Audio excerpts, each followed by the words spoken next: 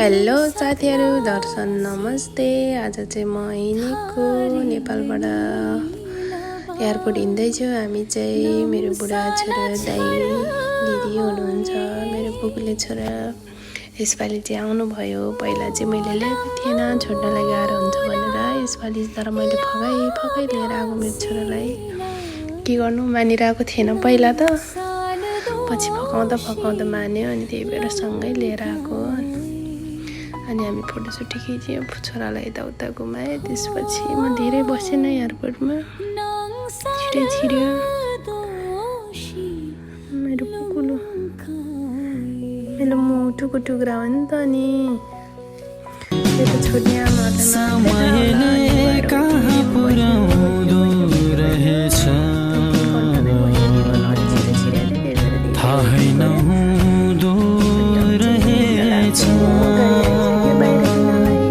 बिर्सेको छैन तिमीलाई माया,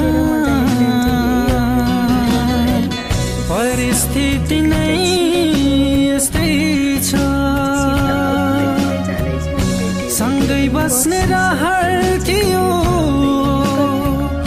तिमीसँगै माया, सोचे जस्तो हुन रहेछ यो पापी संसारमा। पछिको लागि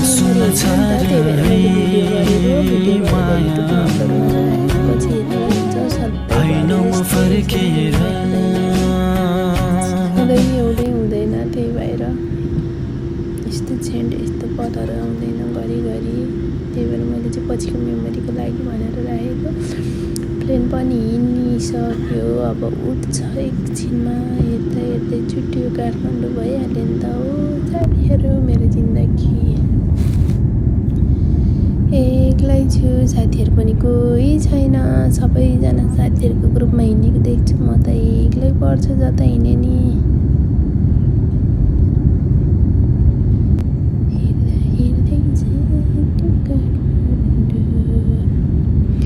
आकाशमाथिबाट गरेको भिडियो साथीहरू, कहाँ हो, तर मैले ठम्याउन चाहिँ सकिनँ क्या।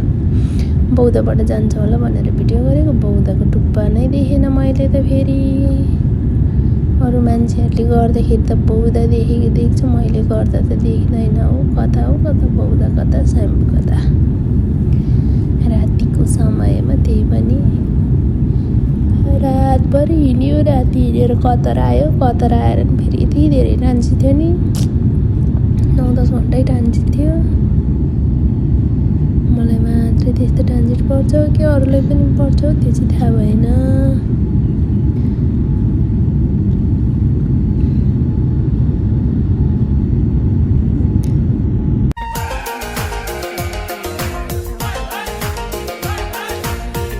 कमै चंग थारे न जीवा नमरी न खासी तीरे मगम्बारी चुप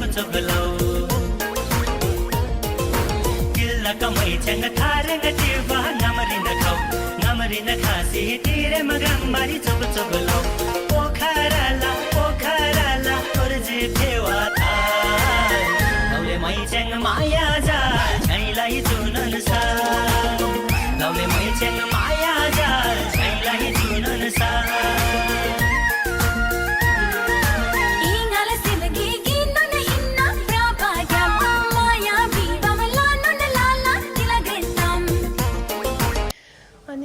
छुट्नु भयो, फेरि वेटिङमा गएर त म एक्लै भयो। हेर्नु न, यता हेर्छु उता हेर्छु, कोही देख्दिनँ।